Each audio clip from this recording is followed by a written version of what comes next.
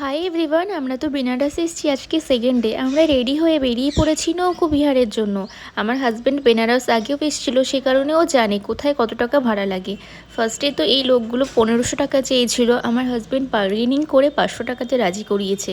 তারপর আমরা নৌকাতে উঠে গিয়েছি। দেখতে দেখতে দেখো আমরা মণিকর্ণিকা ঘাটে চলে এসেছি। শোনা যায় যে এখানে শিব সতীকে দাহ করেছিল, সে কারণেই চিতা কখনো নেবে না। আর তারপর দেখো 9 ডিগ্রি হেলানো এই শিব মন্দিরটা, যেটা নাকি সবসময় মন্দিরটা জলের নিচেই ডুবে থাকে, সে কারণে এখানে কোনো সময় পুজো হয় না।